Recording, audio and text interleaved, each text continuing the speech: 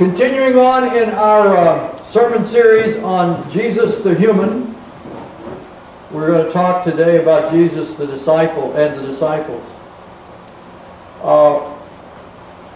It's important for us to get acquainted with Jesus as a human being, principally because we spent so much time as inventing Jesus into a superhuman, something other than, out of reach. Those who surrounded Jesus as his disciples knew him as a human being, like one of them. And that was what was so amazing to them,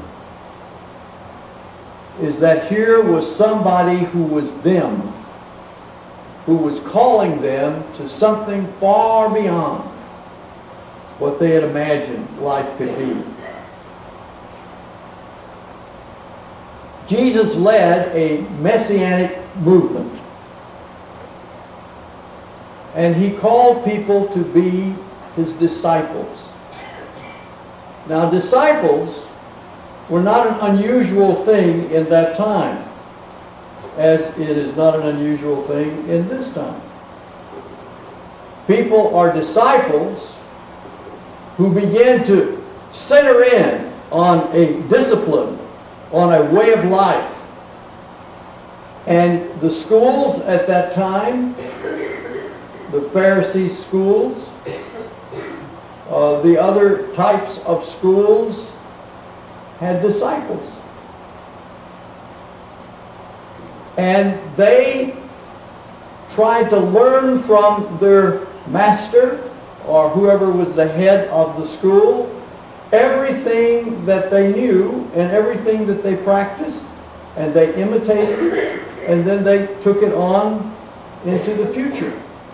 That was the way the societies in that time, and in many ways that's the way the societies in this time do life, is that we learn about how to live our lives, and we practice certain disciplines. In our time, disciplines have gotten to be all kinds of disciplines.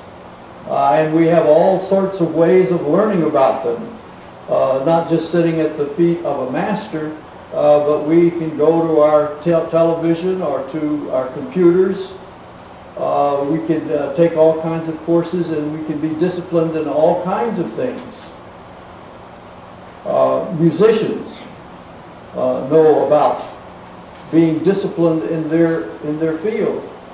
And if they're not well disciplined, then they're not regarded as a very good musician. People in medicine become disciplined, and now they've got all kinds of specialties. But that discipline is what enables them to be who they are. We talk about vocations and paravocations. People learn certain disciplines. Some doctors learn doctoring, and then they decide they are going to do something else. So their doctoring is their business. They make their money that way, and then they go off and they do other things. But a discipline in that day, in the time of Jesus, was the way you lived. It was a way of life that you learned. And then if you became a disciple, you were expected to practice this to the nth degree, or you weren't a very good disciple. Now, in Jesus' time, when he called the disciples, you remember he went and took them away, and he named 12 of them to be his disciples. And we often regard that as being the disciples. But there were many, many disciples of Jesus, if you read the scripture closely. He named 12 of them.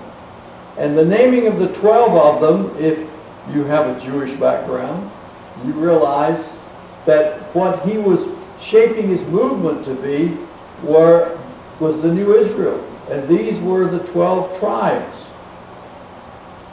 And he went on from there to have many, many disciples. They followed him around and he taught them.